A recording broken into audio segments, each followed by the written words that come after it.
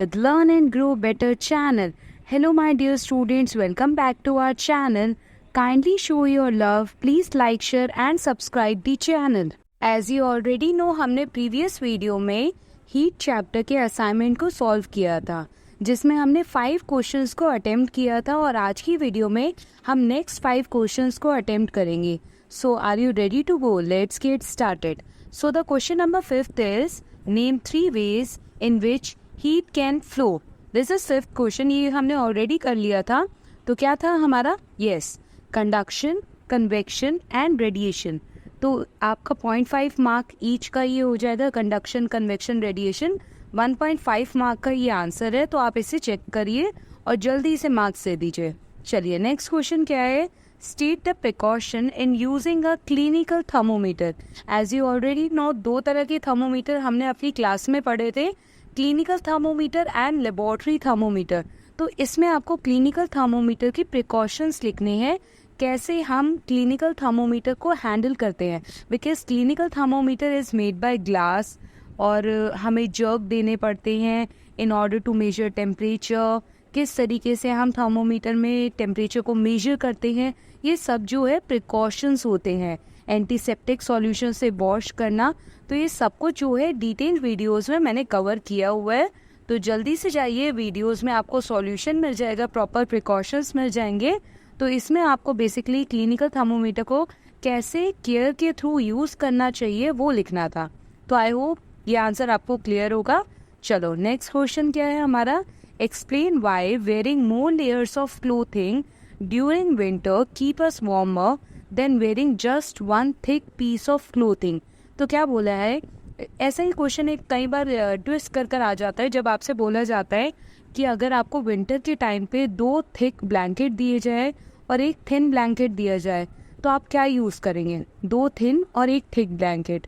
तो जनरली इसका आंसर क्या होता है? जब हम मोर लेयर्स ऑफ क्लोथिंग पहनते हैं तो वो ज़्यादा प्रेफरेबल होती है हमारे लिए ड्यूरिंग विंटर सीजन, क्योंकि जब हम मोर लेयर्स पहनते हैं तो उनके बीच में एयर जो है वो ट्रैप हो जाती है और एयर जो है इंसुलेटर होती है हीट का, जिसकी वजह से वो हमारी अपनी हीट जो है बाहर सराउंडिंग में एस्केप आउट नहीं हो पाती. इससे ध्यान रखना है. In between the layers of clothing during winter air is trapped in between them, and due to this air act as an insulator and not escape out our heat into our surroundings that help us to keep warmer as compared to wearing one thick piece of clothing. तो ये 2 mark का question है. Simply आपको यहाँ पर air का role बताना है. एयर जो है इंसुलेटर की तरह बिहेव करती है.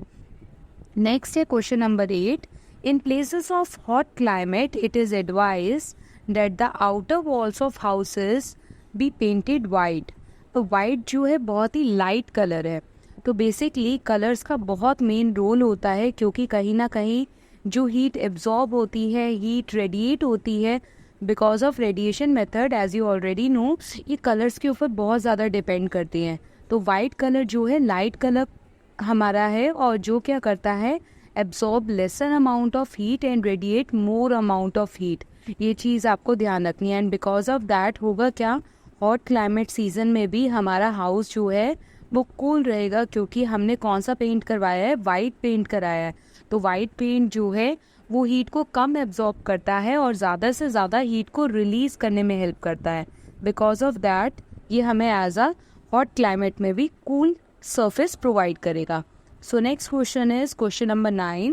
The mercury does not fall or rise in a clinical thermometer when taken out of the mouth. Explain why.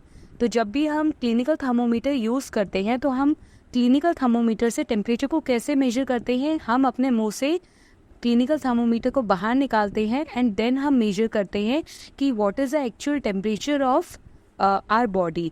तो बेसिकली जब हम अपने माउथ से थर्मोमीटर को निकालते हैं उसके बाद भी मर्क्यूरी का लेवल जो है फॉल डाउन नहीं करता due to presence of kink. This is the main speciality of clinical thermometer. As you already know the difference between clinical thermometer and laboratory thermometer. तो क्लिनिकल थर्मोमीटर में kink present होता है और laboratory thermometer में kink present नहीं होता. Due to this laboratory thermometer को जब भी हम मेजर करते हैं टेम्परेचर, किसी भी सब्सटेंस का, तो हम कभी भी लेबोरेटरी थर्मोमीटर को सब्सटेंस से बाहर निकाल कर मेजर नहीं करते। सब्सटेंस के अंदर रखे रखे ही हमें लेबोरेटरी थर्मोमीटर से उस सब्सटेंस का टेम्परेचर मेजर करना पड़ता है। तो यहाँ आपको इस क्वेश्चन में किंक के बारे में एक्सप्लेन करना था, what is the actual function of kink. Is that clear? So next question is, name the mode of transfer of heat in which medium is not required. As you already know, there are three ways in which heat can flow: by conduction process, by radiation process and by convection process. तो किस medium में heat transfer करने के लिए कोई medium की require नहीं होती? तो आपको इसका करेक्ट आंसर क्या हो जाएगा? रेडिएशन। रेडिएशन एक ऐसा mode of transfer of heat है जिसमें हमें कोई भी मीडियम की रिक्वायरमेंट नहीं होती। Thanks for watching. Please like, share and subscribe the channel. Learn and grow better.